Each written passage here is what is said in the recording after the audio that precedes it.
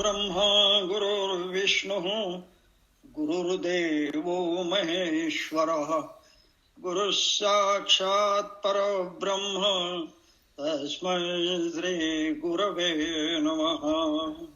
ब्रह्मानन्दं परमसुखदं केवलं ज्ञानमूर्तिं द्वन्द्वातीतं गगनसदृशं तत्त्वमस्यादिलक्ष्यम् एकं नित्यं विमलमचलं सर्वधिं साक्षिभूतं भावातीतं त्रिगुणरहितं सद्गुरुं तन्नमामि। श्रीमत्सच्चिदानंद सद्गुरु स्वामी स्वरूपानंदाय नमः। श्रीमत्सच्चिदानंद सद्गुरु स्वामी अमलानंदाय नमः। श्रीमत्सच्चिदानंद सद्गुरु स्वामी प्रज्ञानंदाय नमः। अनंत कोटि ब्रह्मांड नायक राजाधिराज योगी राज श्री स्वामी समर्थ कलकोट महाराज के नमः। सब संताय नमः। श्री गुरुदेव दत्त श्री गुरुदेव दत्त श्री गुरुदेव दत्त। श्री प्रभु रामचंद्राय नमः। श्री समर्थ रामदासाय नमः। शुका सारिके पूर्ण वैराग्य जाचे वशिष्ठा परिज्ञान योगेश्वराचे कवी वाल्मिकी सारिका मान्यायसा नमस्कार माझा सद्गुरु रामदासा। जय जय रघुवीर समर्थ। आज 2021 मधलं पहिलं चिंतन आणि सत्संग करण्यासाठी आपण जमलो आहोत. दशक 13 नामरूप आहे. दशक 14 हा कवित्व निरूपणाचा वगैरे असे 2 दशक आज आपण चिंतनाला घेतो. आजचा शुभ दिवस आहे कारण संकष्टी चतुर्थी आहे. दुसरी महत्वाची गोष्ट शिल्पा आणि अविनाश यांच्या लग्नाचा 24वा वाढदिवस आहे. म्हणजे they are nearing their silver jubilee year next year. या निमित्तानं त्या उभयतांचं मनपूर्वक अंतःकरणपूर्वक आम्हा सर्वांच्या तर्फे हार्दिक अभिनंदन आणि असंच आनंदात सुखात समाधानात राहा. एकमेकांची मन सांभाळून अशा तऱ्हेचा शुभाशीर्वाद देतो. नवीन वर्षाचं आपण स्वागत करूया आणि अशी अपेक्षा करूया की जुने जाऊ द्या मरणाला गुणे. गेली त्याची आता नको आठवण न सोडी चरण श्री हरीचे. 2020 साल जरी त्रासाचं झालं असलं तरी 2021 साल मात्र निश्चितपणानं चांगला असेल, सुखाचा समाधानाचा असेल आणि आरोग्य संपन्न अशा तऱ्हेचे दिवस आपल्याला दिसतील अशा तऱ्हेची प्रार्थना अशी अपेक्षा समर्थांच्या चरणी आपण करूया. कोरोना सारख्या जगाला व्यापून राहिलेल्या या जीव घेण्या संकटामध्ये ज्या अज्ञात शक्तीनं या अघोर आपत्तीत सुद्धा आपलं रक्षण केलं त्या शक्तीचं ऋण आपण व्यक्त करूया आणि आता काही चांगलं घडेल आणि पुन्हा हे विश्वाची माझे घर होईल असा आशावाद ठेवत 2021 मध्ये मोठ्या आशेनं मोठ्या आनंदानं आपण पदार्पण करूया. मागच्या दशकामध्ये 12व्या आपण प्रपंच सांभाळून परमार्थ करण्यासाठी विवेक आणि वैराग्य यांची गरज आहे असं म्हटलं होतं. विवेकानं म्हणजे सारासार विचारानं वासना कमी होतात आणि वैराग्यानं धावपळ थांबते. प्रपंचामध्ये भोगांना मर्यादा असावी हाच प्रापंचिकाचं वैराग्य. यामुळे जीवनाचं सार्थक होतं, कृतार्थता येते, शांत आणि तृप्त जीवन आपल्याला जगायला मिळतं आणि वखवक थांबते. मला अजून हे हवंय, ते हवंय. वैराग्य आणि वैताग यामधला फरक आपण मागच्या खेपेला बघितला. काही वेळेला प्रपंचातील कटकटीने त्रासून त्यापासून दूर होण्याचा विचार माणसं करतात. मी वैरागी होतो असं म्हणतात, मी तीर्थयात्रेला जातो असं म्हणतात, पण खरंच रे वैराग्य नसतं, हा वैताग असतो. त्याला स्मशान वैराग्य असं म्हणतात. खरं तर प्रपंचामध्ये राहूनच वासनांपासून अलिप्त राहता आलो पाहिजे, नित्य आनंदात राहता आलो पाहिजे. यालाच खरं वैराग्य असं म्हणतात. कारण वनामध्ये आणि डोंगरामध्ये जाऊन आपण साधना करत बसलो आणि तिथं जर प्रपंच आठवायला लागला तर आपल्याला एकांतपणा मिळत नाही. म्हणजे मन एकाग्र होत नाही आत्मस्वरूपाच्या ठिकाणी, भगवंताच्या चरणी. ज्ञानेश्वरांनी तर म्हटलं निगूढ मठ होवावा. आणि निगूढ मठ कुठे? कुठे आश्रमामध्ये मठामध्ये असत नाही. पहाटेच्या वेळी जेव्हा अमृत वेळ असते, इतर सगळे झोपलेले असतात, सारे साधू संत अनुष्ठानाला बसलेले असतात. यावेळी जर आपण साधन केलं, जर आपण नामस्मरण केलं तर मन एकाग्र व्हायला मदत होते आणि मनच निगूढ मठ होऊन जात. सामान्य आळी सुद्धा समर्थांनी मागे म्हटलं होतं, धोके ओळखून विवेकानं पाऊल टाकते. मग त्याहून श्रेष्ठ असा नरदेह आपल्याला प्राप्त होऊनही विवेक न करता अविचारानं वागणं आणि दुःख ओढवून घेणं हे चुकीचं नाही का? समर्थांनी म्हटलं होतं, पर्णाळी पाहोन उचले. पानाची मर्यादा बघून आळी पाऊल टाकते. जीवसृष्टी विवेके चाले आणि पुरुष होऊन भ्रमले, याशी काय म्हणावे? म्हणून प्रपंच आणि परमार्थ दोन्ही ठिकाणी समजूतदारपणा ठेवावा, खोटा मीपणा सोडावा. सृष्टी चक्रामध्ये खंड पडणार नाही याची दक्षता घ्यावी, असं मागच्या एक वेळेला समर्थांनी म्हटलं होतं. जो या आपल्याला नेमून दिलेल्या कर्मामध्ये कुचराई करतो, तो ते चक्र भेदतो, त्या चक्राला अडथळा करतो, तो पापी आहे असं माऊलीनं म्हटलंय. अघायुः इंद्रियारामो, इंद्रियामध्ये रममान होणारा असा माणूस हा पापी होय, असं माऊलींनी म्हटलं होतं. समर्थ म्हणतात, प्रयत्न करा, आळस सोडा, प्रयत्नांची खास कधीही सोडू नका. फक्त एक करा, सामर्थ्य आहे चळवळीचे, जो जो करील तयाचे, परंतु ते भगवंताचे अधिष्ठान पाहिजे. हे जे काम आपण करतो ते ईश्वराला स्मरून करणं हे महत्वाचं आहे. म्हणजे प्रपंच परमार्थ रूप होऊन जातो. आपलं घरच किती का लहान, किती का मोठं आणि किती का राजवाड्यासारखं असे ना, ते मंदिर होऊन जातं. सगळ्यांचं समाधान तिथे प्राप्त होतं. त्या गेल्यानं सुद्धा त्या घरामध्ये आनंद वाटतो. असं यशस्वी व्हायचं असेल तर 4 पथ्य पाळायला समर्थाने सांगितली आहेत. एक, आत्मज्ञानावर नजर पाहिजे, ते करून घ्यावं गुरुच्या कृपेनं. प्रखर वैराग्य असावं, मोहाला बळी पडू नये. नेहमी तोंड गोड असावं, म्हणजे प्रसन्न राहावं, चांगलं बोलावं. आपण सुखी राहावंच, पण आपल्या बरोबर इतरांनाही सुखी करण्याचा कसोशीनं प्रयत्न करावा. समर्थ म्हणतात, हा माझा संदेश आपल्या हिताचा आहे. काय संदेश आहे समर्थांचा? मागे 12व्या दशकामध्ये त्यांनी म्हटलं होतं, बोलण्यासारिखे चालणे, स्वये करून बोलणे, तयाची वचने प्रमाणे मानितो जने.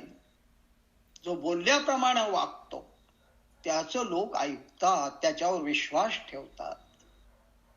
समर्थ स्वामी स्वरूपानंदांनी म्हटलं होतं, पोटी एक ओठी दुजे हे तो घातक सहज आहे. जरी वाटे लाभ झाला तरी परिणामी तो नव्हे भला. मनामध्ये एक आणि तोंडामध्ये एक अशा तऱ्हेची सापासारखी भाषा असू नये. मोकळा असावा, स्वच्छ असावं. हा संदेश तुम्ही पाळा. समर्थांनी म्हटलंय, तुम्हाला वाटेल की मी कसाही माझ्या पद्धतीनं वागणार, मला वाटतं तसं माझा इगो सोडणार नाही. कोण बघायला आलंय? समर्थ जाऊन आता 350 वर्ष झाले, प्रिसाइजली 339 वर्ष झाले. तेव्हा समर्थ म्हणतात, मी गेलो म्हणू नको बर का, माझी काया आणि वाणी गेली म्हणाला अंतःकरणे, तरी मी आहे जीवनी निरंतर, मी सगळं पाहतो आहे. मागच्या अध्यायापर्यंत आपण समर्थांचं भाषण पाहिलंय. आजचा विषय दशक 13 आणि 14. माणसाला निसर्ग आणि ईश्वर यांच्याकडून जे देण्यात आलेलं ना, ते महत्वाची देणगी आपल्याला माणसाला लाभलेली आहे. ती म्हणजे माणूस स्वतःकडं आणि जगाकडंही निपक्षपातीपणानं पाहू शकतो. निपक्षपातीपणा म्हणजे भेदभाव न ठेवता. या नजरेनं स्वतःकडे पाहिलं निपक्षपातीपणानं, तर एक गोष्ट स्पष्टपणानं आपल्या लक्षात येते की आपलं देह आणि आपला आत्मा यांनी आपलं जीवन बनलंय. दोन्हींच्या सहकार्यानं जीवन चालतं. आपण चालतो ते या देह आणि आत्मा या जोडीच्या सहकार्यानं. थोडक्यात प्रत्येक सजीव हा देह आणि आत्मा यांचा संयोग आहे. आत्म्या वाचून देह म्हणजे प्रेत, आणि देह धारण केल्याशिवाय आत्मा अज्ञात राहतो. या देहाच्या माध्यमातूनच आत्मा सर्व व्यवहार करतो. तो देहात येतो, जातो, क्रिया करतो. या देहाशिवाय आत्मा किंवा आत्माशिवाय देह काहीच उपयोगाचा नाही. थोडक्यात शरीराला जिवंत ठेवणारी जी चैतन्य शक्ती आहे ती म्हणजेच आत्मा होय. सद्गुरु कृपेनं उपासना करता करता अखेर उपासक उपास्य देवतेशी, ईश्वराशी एकरूप होतो. यालाच सच्चिदानंदाचा आविष्कार म्हणतात. यालाच आत्मनिवेदन म्हणतात, आत्मसमर्पण म्हणतात. पण समर्थाने एक धोक्याची जागा सांगितली आहे. कोणीतरी सांगतो म्हणून तसं वागू नका. ते म्हणतात, जे आपल्या प्रत्यया न ये ते अनुमानिक घ्यावे ना. जे आपल्या प्रत्ययाला येत नाही, अनुभवाला येत नाही, ते कोणी सांगतं म्हणून खरं मानू नका. प्रत्ययाविण सकळ जना व्यवसाय नाही. संसारामध्ये, प्रपंचामध्ये काय आणि परमार्थामध्ये काय, अनुभवानच, आपल्याला आलेल्या प्रत्ययानच विश्वास ठेवत वागत राहावं. सगळीकडे प्रत्यक्ष अनुभवाखेरीज कोणतीही गोष्ट किंवा सिद्धांत कोणी सांगतं म्हणून आंधळेपणानं स्वीकारू नये. म्हणून विवेकानं वागून योग्य मार्ग स्वीकारावा. साधकानं अंतरंग अध्यात्मानं भरून टाकावं. मी एकदा म्हटलं होतं, जीवन हे एक अभिषेक पात्र आहे, एका लेखकाने म्हटलंय. ते अध्यात्म आणि चांगल्या विचारांनी भरून टाकावं आणि या विश्वामध्ये वावरताना सगळ्या विश्वावर त्याचा वर्षाव करत राहावं. म्हणजे आपल्याबरोबर सगळं जगच प्रसन्न होऊन जातं आणि अशा प्रसन्न जगामध्ये आपण वागताना, राहताना अत्यंत आनंदानं, स्वाभिमानानं, अभिमानानं आणि सार्थकी जीवनानं जगू शकतो. समर्थ म्हणतात, खरं तर हे सगळं सांगायची आत्मज्ञान, ब्रह्म इत्यादी गरज नाही आहे, पण एक दृष्टांत देतो असं समर्थ म्हणतात. बघा समर्थांनी काय दृष्टांत दिलाय बघा. समर्थ असं म्हणतात, कोणी एक दोघे जण कालक्रमणे लागून नेमस्तपणे चालत होते. एक दोन प्रवासी प्रवासाला निघाले. जाता जाता गप्पा गोष्टी करत मजा करत निघाला. वेळ जाण्यासाठी म्हणून एकानं गोष्ट सांगायला सुरुवात केली. काय होती गोष्ट? एक जोडी होती बरं का, नवरा बायकोची. अतिशय परस्परावर प्रेम होतं. फक्त शरीरच वेगळी होती, अन्यथा मनानं विचारानं एकच होत. एकाला काही दुखलं खुपलं तर हिला जखम व्हायची, काळ झाला. तिला काही त्रास झाला तर याला दुःख व्हायचं. दोघंही कमालीचं एकत्व होते. यथावकाश त्यांना एक मुलगा झाला. मोठा बुद्धिमान होता, हुशार होता बरं का. पुढं पुढं कालक्रमणा झाल्यानंतर त्यालाही एक पुत्ररत्न झालं. मुलगा झाला की पित्याचं ऋण फिटतं असं म्हणतात. हा मात्र मोठा कर्तृत्वान निघाला बरं का मुलगा. त्यानं पित्याच्या पुढे एक पाऊल टाकलं. त्याच्या घराचं गोकुळच झालं. मुला मुलींनी घर भरून गेलं. ज्येष्ठ मुलगा मात्र खूप रागीट होता. त्याला काय म्हणून काही आवडायचं नाही. कोणी चुकला की एक घाव की दोन तुकडेच. त्याच्यापाशी दया माया क्षमा वगैरे काही नव्हतं. या कुटुंबाचा वंशवृक्ष असाच वाढत गेला. मुलं लेकी सुना नातवंड प्रतवंड सारं शांत घर गजबजून गेलं. आई बाबांनाच आपल्या मुलांची नावं आठवायची नाही. मग काय, एवढी सगळी वाढ झाल्यानंतर भांडाभांडी, हे माझं हे तुझं, जे ते चांगलं आहे ते मला हवं आहे, भरपूर भरपूर आहे ते मला पाहिजे आहे, हा हट्ट सुरू झाला. वंश विस्ताराचा आनंद होता, पण एकमेकांचा वडील माणसांचा आदर ठेवणं, त्यांचं ऐकणं जुनाट वाटायला लागलं. लहानांची भांडणं मोठ्यातही सुरू झाली. यातच इतकी मशहूर झाले की मूळ गड्ड्यालाच आपण कुठल्या वंशातले आहोत, काय आहोत हे सगळं विसरून गेलं. समर्थाने म्हटलंय, विश्वामध्ये आणि मनुष्य मात्राच्या जीवनामध्ये नेमकं हेच झालंय बरं का.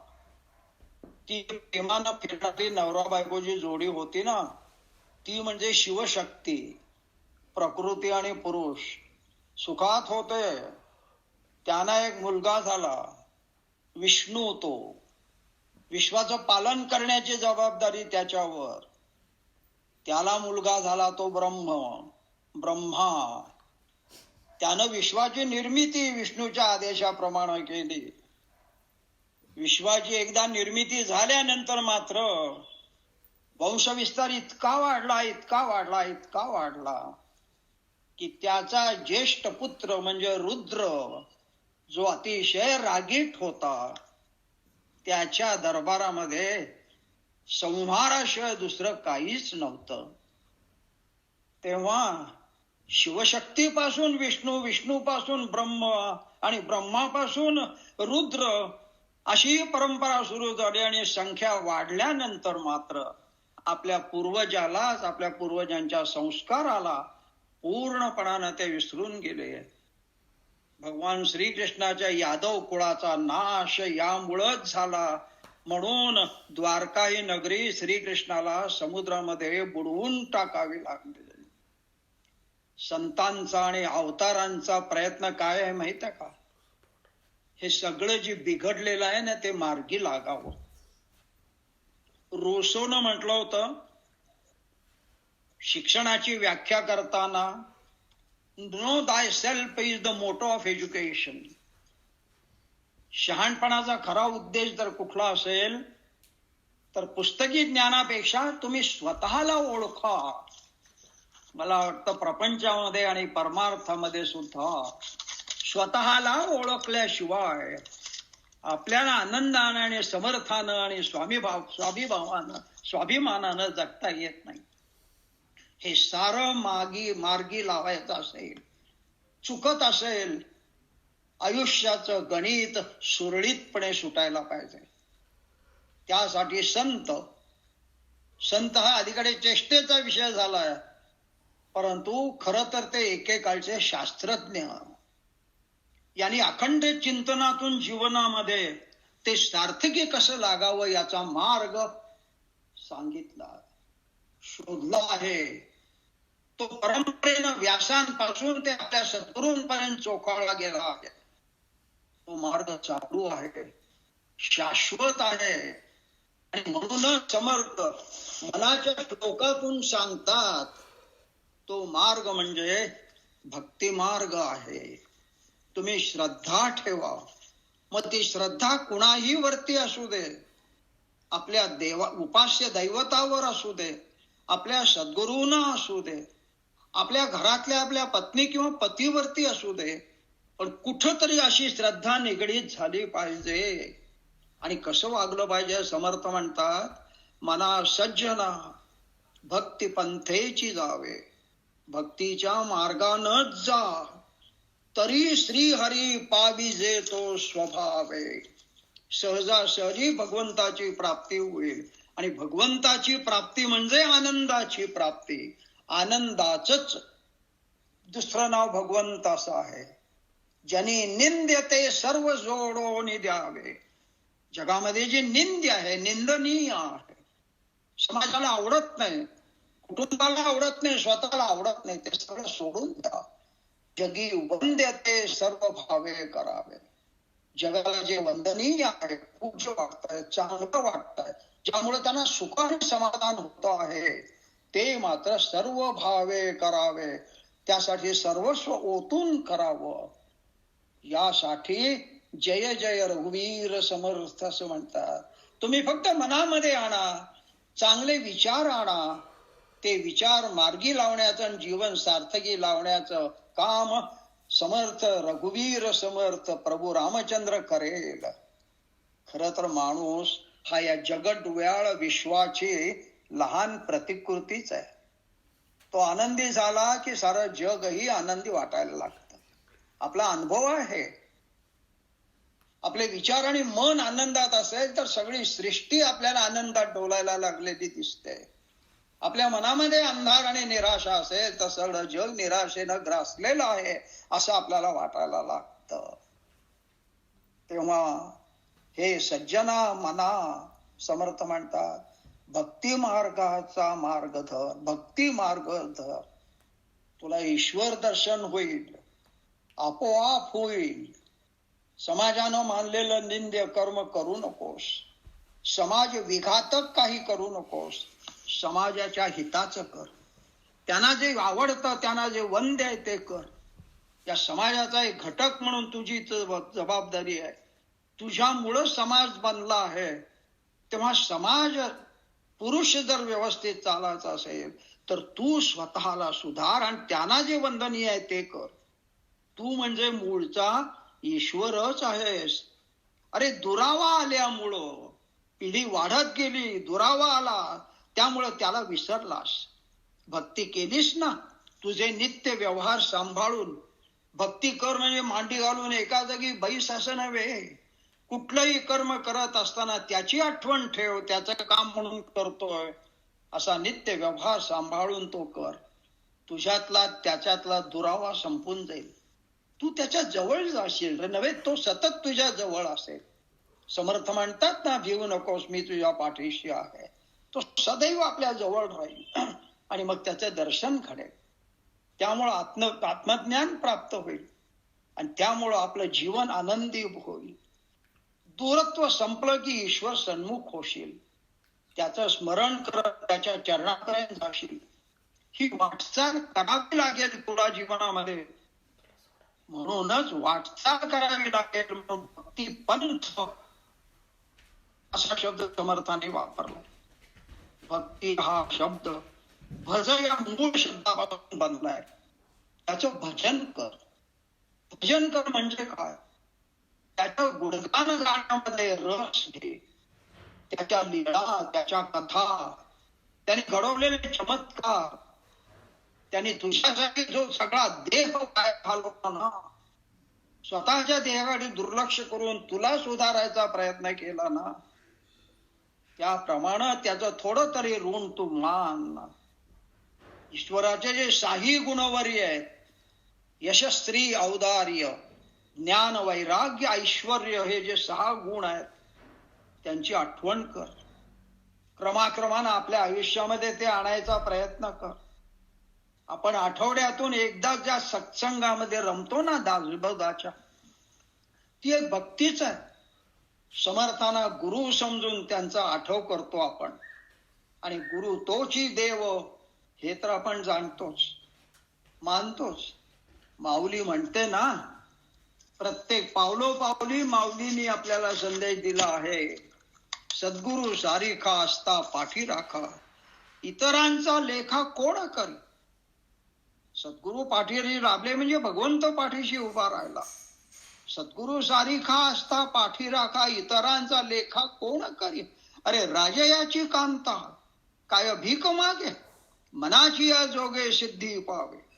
कल्पतरू तळवटी जो कोणी बैसला, काय उणे त्याला सांगा जो जे. ज्ञानदेव म्हणे तरलो तरलो, आता उद्धरलो गुरुकृपे. केवळ 21 वर्षाच्या आयुष्यामध्ये गुरुकृपेनं मी उद्धरून गेलो असे कृतार्थ उद्गार जर ज्ञानेश्वर काढतात. केवळ 40 वर्षाच्या आयुष्यामध्ये तुकाराम महाराज जर आकाशा एवढे होऊन जातात. केवळ 32 वर्षाचं आयुष्य लाभलेले श्रीमद शंकराचार्य जर जगत वंदनीय होतात, तर आपल्याला एवढं मोठं आयुष्य लाभलेलं आहे. आपण आपण त्याच्याशी कृतज्ञ होऊन श्लोकाच्या अखेरीला समर्थ रामकृपेवरील आपला विश्वास व्यक्त करताना म्हणतात, जय जय रघुवीर समर्थ. समर्थांचा हा रोकडा अनुभव आहे. मनासारखं आठवण्याला तो समर्थ आहे. जो जो वांछील तो तो आहे, असं माऊली पसायतनामध्ये म्हणते. पण त्याला जे पाहिजे ते मिळेल कधी. पसायतानाचा पहिला शब्द आता आहे. आता म्हणजे कधी? सर्व संग सुटल्यानंतर, सगळ्या वासना कमी केल्यानंतर, सगळे हा यत्न केल्यानंतर, आपल्या वाट्याला आलेलं कर्म आपण सविस्तरपणे ईश्वरानं नेमून दिलेलं काम म्हणून आपण करतो आहोत. त्या भावनेनं जर करत गेलास तर जे जे वांछील ते तुला प्राप्त होईल. अनाच्या श्लोकाचा इतिहास आपल्याला माहित आहे. चाफळला त्याने राम उत्सव तर सुरू केला. ज्या काळामध्ये पाश्चिमात्य राष्ट्रामध्ये, युरोप सारख्या राष्ट्रामध्ये गणित विज्ञान यांची वाढ होत होते, पण त्याचबरोबर विचारवंतांच्या विचारावर धर्माची पकड होती. तिथे भारतामध्ये मात्र समाजाचं मानसिक खच्चीकरण झालं होतं. दौर्बल्य वाढलेलं होतं. यांचा उद्धार करायचा असेल, यांची उन्नती करायची असेल, तर निस्पृह निस्वार्थी लोकांच्या संग्रहासाठी आदर्श पुरुष समोर ठेवणं गरजेचं आहे. प्रपंचही न नीटपणे करणाऱ्या समाजाला त्यातून उन्नती साधण्यासाठी देहावरचं प्रेम कमी कर, स्वार्थ कमी कर, आत्मबुद्धी जागृत कर. त्यासाठी भगवंताचं ध्यान कर. एकमेकाशी एकत्र ये. विचारांची देवाणघेवाण होऊ दे. चांगलं त्याच्यामध्ये आहे ते स्वीकार. टिळकांनी जेव्हा सार्वजनिक गणित उत्सव सुरू केला, तो याच भावनेतून केला. माणसं देश, देव, धर्म आणि भाषा या 4 मुद्द्यांना धरून, या 4 पैकी एखाद्या मुद्द्यामुळं एकत्र येतात. टिळकांनी गणपती पूजनाच्या दृष्टीने लोकांना एकत्र बोलवलं, तर समर्थाने प्रभू रामचंद्राची भक्ती, हनुमंताची भक्ती करण्याच्या रूपानं सगळ्यांना एकत्र बोलवलं. समर्थांना ही जाणीव प्रकर्षानं झाली होती. म्हणून त्यांनी आपले विचार स्पष्टपणे, सडेतोडपणे, परिणामकारक भाषेचा वापर करत मांडले. निस्पृहपणा गरजेचा आहे. लोकांची मन सांभाळून त्यांना एकत्र आणणं गरजेचं आहे. म्हणून राम जन्मोत्सव नेत्याचं नित्य साधन पाहिजे. कर्तेपणानं करणं, पण त्यामध्ये न गुंतून राहणं, अखंड समाधानी वृत्ती ठेवणं. समर्थांनी केवळ हा उपदेशच केला नाही, तर एक गुण स्वतः अंगीकारले. स्वतः ध्यान धारणेतच राहिले. शिक्षा मागून, भिक्षा मागून लागेल तेवढीच चरितार्थासाठी त्यांनी समाजाची उन्नती करण्याचं आपलं व्रत चालवलं. लोक काही मंडळी संतांचे या वृत्तीला करंटेपणा म्हणतात. सगळं मिळत असताना हे भिक्षा मागतात म्हणतात. आपण शाखेच्या मुलांना म्हणतो की नाही, हे स्वयंसेवक वार लावून जेवतात, त्यांची आपण टर उडवत होतो. पण खरं तर वार लावून जेवण्यामध्ये त्यांना प्रचार करायचा होता, त्यांना सांगायचं होतं, निस्वार्थीपणानं वागण्यातूनच माणसं आपल्यावर विश्वास ठेवतात. समर्थाने आपल्याला हेच सांगितलं, कारण त्यावेळी याची गरज होती. म्हणून भिक्षा मागण्याचं, संतांनी भिक्षा मागण्याचं समर्थन केलंय. ते तरी का? समाजाची सेवा करायची असेल तर आपलं शरीर चांगलं पाहिजे. शरीर चांगलं पाहिजे असेल तर जेवढी भूक आहे तेवढं तरी आपल्याला मिळायला पाहिजे, आणि म्हणून भिक्षाटन करायचं. शरीर जगवायचं म्हणून ते खात होते. जिभेचे चोचले म्हणून कधी संताने पाहिलं नाही. खरं तर समर्थाने आपल्या वागणुकीतून दाखवलेला हा समाजानं कसं वागावं याचा हा वस्तुपाठच होता. असे पुरुष ज्या समाजामध्ये जन्माला येतात ना, तो पुरुष खरोखर, तो समाज खरोखर धन्य होय असं म्हणतात. आगरकरांना 18 जून 1896 जेव्हा ते गेले, तेव्हा केसरीमध्ये टिळकांनी अग्रलेखामध्ये असं म्हटलं होतं. खरं तर टिळक आणि आगरकरांचे वैचारिक मतभेद होते, पण असं असताना सुद्धा टिळक म्हणतात अग्रलेखामध्ये, ज्या राष्ट्रामध्ये ऐन तारुण्यामध्ये 150-200 रुपयाची नोकरी, उच्च शिक्षण घेऊन मिळण्याची शक्यता असताना सुद्धा केवळ 3 रुपये पगारावरती काम करण्याचा शिक्षकी पेशा आगरकरांनी न्यू इंग्लिश स्कूल आणि डेक्कन एज्युकेशन सोसायटी स्थापन करून तो मार्ग स्वीकारला. अशी माणसं ज्या राष्ट्रामध्ये जन्माला येतात ते राष्ट्र खरोखर धन्य होय. अशा माणसांच्यामुळे समाज उभा राहिलेला असतो. आजही तशीच अवस्था आहे की नाही? APJ अब्दुल कलामांच्या सारखा माणूस एक पुस्तकाची ट्रंक आणि एक कपड्याची ट्रंक याशिवाय इस्टेट नाही.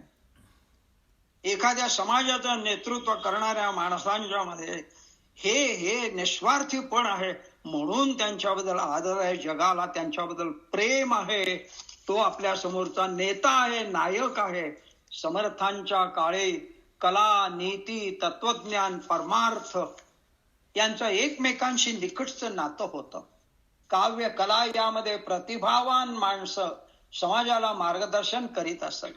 त्या काव्यामध्ये प्रसाद, ओज, तेज हे गुण असतात. प्रसाद म्हणजे प्रासादिकपणा, सोपेपणा. ओज म्हणजे जोश असे, आम्ही भीक मागत नाहीये, हे तेज आहे, हे ब्रह्मतेज आहे, हे आम्ही तुम्हाला दाखवतो आहोत, असं काव्यातून ते विचार मांडत असतात. पण त्या काळामध्ये मात्र टीका करणारं वगैरे काव्य लोक करत, स्वतःचं दुःख मांडणारं काव्य करत. अर्थात असं काव्य करायला हरकत नाही, कारण माणूस शेवटी, काव्याची व्याख्या काय आहे? वर्ड्सवर्थने असं म्हटलं होतं, ए spontaneous overflow of powerful feelings recollected in tranquillity is a poetry. आपल्याकडे सुद्धा मराठीमध्ये व्याख्या करताना भावनांचा हलकल्लोळ माजला की जो मुखातून शब्दरूपानं बाहेर पडतो त्याला काव्य असं म्हणतात. पण काव्याची रचना करत असताना समर्थांनी मात्र म्हटलंय, जेणे घडे भगवत भक्ती, जेणे घडे विरक्ती, ऐशिया कवित्वाची युक्ती आधी वाढवावी.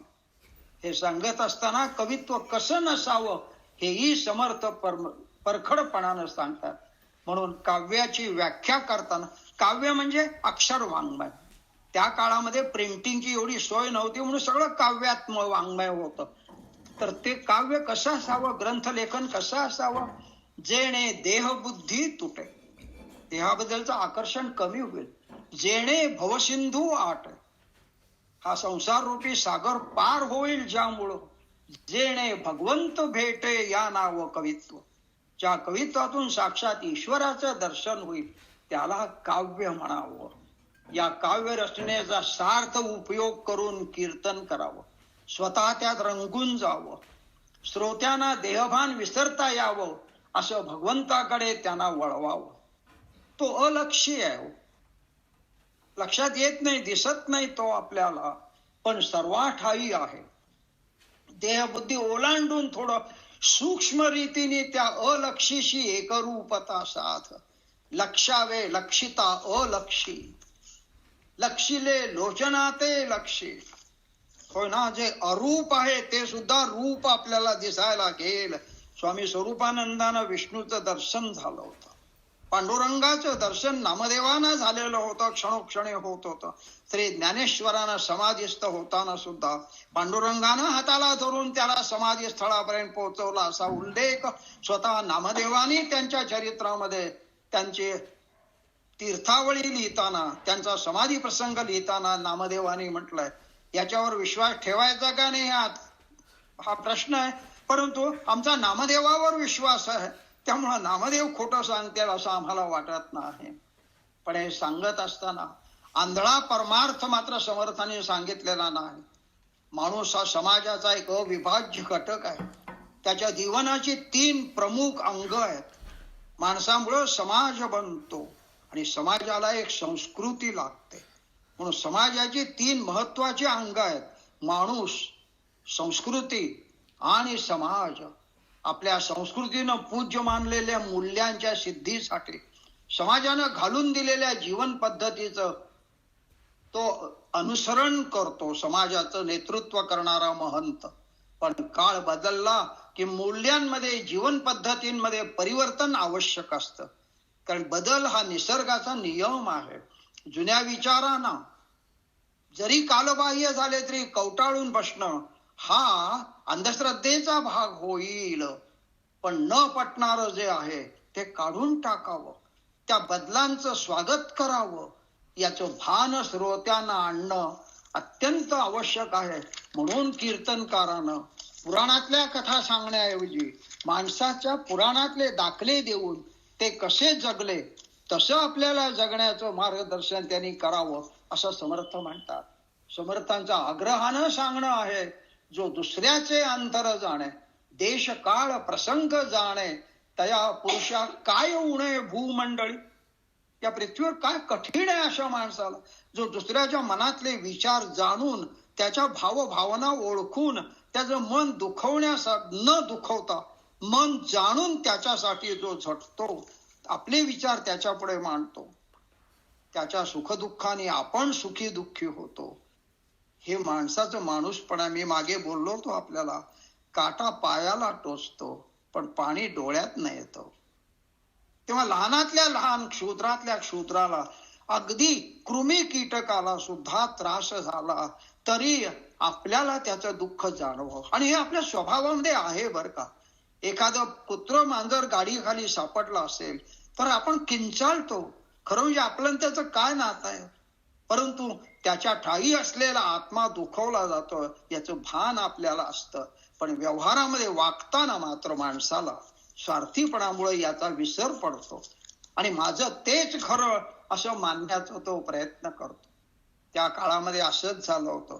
ज्यांनी समाजाला मार्गदर्शन करायला पाहिजे होतं ती माणसंच बहकली होती. समर्थ वर्णन करतात त्यांचं, कित्येक दावल मलकास जाते, कित्येक पीरास भजते, कित्येक तुरक होती, धर्म बदलून ख्रिस्ती धर्म स्वीकारतात आपुले इच्छेने. मग अज्ञानी लुबाडल्या जाणाऱ्या समाजाला कोणी वाट दाखवायची? थोडा सारासार विचार केला तर आज अशीच परिस्थिती आहे की नाही. अतिशय सामान्यातलं सामान्य, एखाद्या माणसाला कोट्यावधी रुपये पुरले मिळाले तरी अजून पाहिजे असे वाटतात आणि एकाला 2 वेळची भाकरी मिळत नाही म्हणून त्याला आत्महत्या करायची वेळ येते. पैसा म्हणजेच सर्वस्व झालाय, त्यासाठी काहीही करायची लोकांची तयारी आहे. यांना मार्ग दाखवणारा आदर्श पुरुष मात्र अभावानच आढळतोय आणि दिसला तरी त्याची चेष्टा होते आहे, अवहेलना होते आहे. समर्थांचा उपदेश आहे, प्रसंग कठीण आहे, विवेकानं वागावं, भगवंत सर्वाठायी आहे ओळखून वागावं, त्याला अनन्यतेनं भजावं, स्वतः भाग्यवान व्हावं, इतरांना भाग्याचा मार्ग आपल्या आचरणातून दाखवावा, तरच नरदेहाचं सार्थक होईल. हा संदेश कोणत्याही काळी शाश्वत आहे असं वाटत नाही का आपल्याला?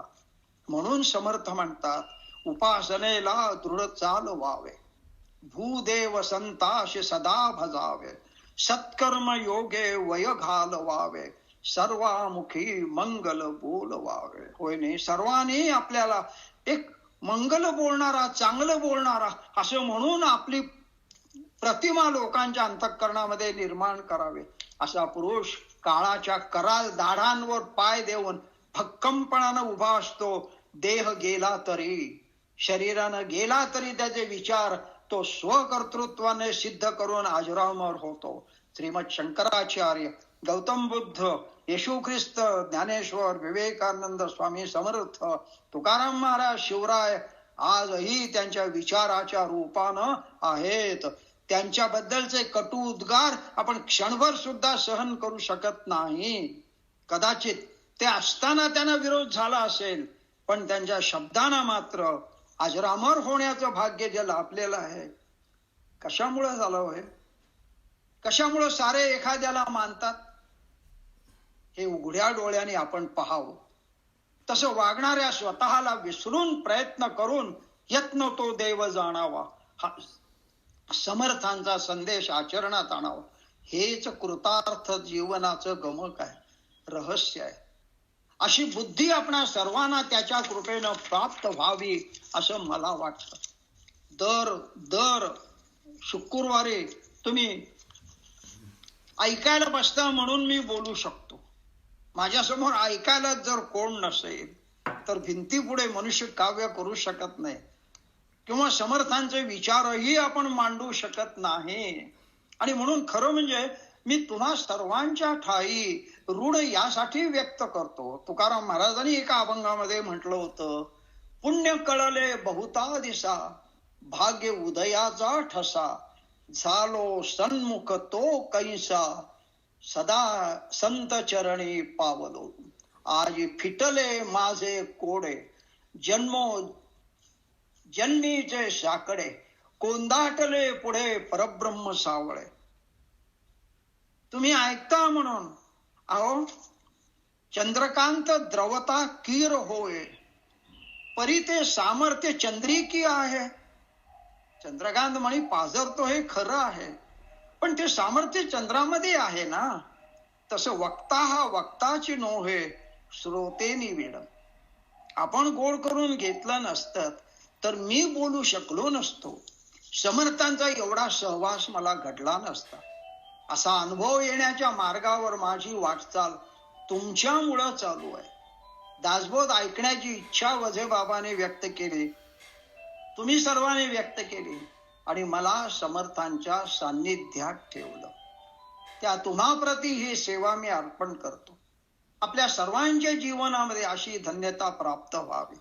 सर्वाठाई भगवंत पाहण्याची वृत्ती आपणामध्ये निर्माण व्हावी आणि त्याची कृपा आपल्याला 2021 सालामध्ये भरपूर मिळावे. त्याची कृपा आहे हो. बघा, आज आपण या वयामध्ये आहोत. कोरोना सारखा एक राक्षस आपल्या अवतीभोवती दिसतो. दररोज हजारो माणसं आपल्याला मृत्युमुखी पडताना दिसतात, तरी आपण सुरक्षित राहिलो आहोत. कोण सुरक्षित ठेवतंय आपल्याला? हो ना, ज्यानं निर्माण केलं, ज्याने आपल्यावरती सद्गुरू म्हणून कृपा केली, त्यांचं हे सगळं आहे. त्यांचं ऋण आपण व्यक्त करणार नाही का, मानणार नाही का? म्हणून समर्थ प्रभू रामचंद्राची प्रार्थना करतात. आपणही प्रभू रामचंद्राच्या चरणी प्रार्थना करण्याच्या आधी हे चिंतन पुष्प मी तुम्हा सर्वांच्या चरणी आज 2021 सालातलं पहिलं चिंतन म्हणून आपणासमोर सादर करतो. कृपा करून माझे हे विचार माझे नव्हे ते लक्षात घ्या. जे जे समर्थाने सांगितलंय तेच मी आपणा समोर मांडायचा प्रयत्न करतोय. तो यशस्वी होत असेल असा माझा आग्रह नाही. हे सगळं आपल्याला पटावं असाही माझा आग्रह नाही. पण तास, दीड तास किंवा पाऊण तास स्वतःचा वेळ काढायचा आणि ते ऐकायला बसायचं, हे मी कधीही विसरू शकत नाही. म्हणून आपण सगळेजण समर्थांच्या चरणी नतमस्तक होण्यासाठी त्यांचीच प्रार्थना करूया. प्रभू रामचंद्राची प्रार्थना करूया. आपल्या सगळ्यांच्याकडे मोबाईल वरती आहे. आपण म्हणूया 1, 2, 3. कल्याण करी राम राया, राम राया कल्याण करी राम राया कल्याण करी राम राया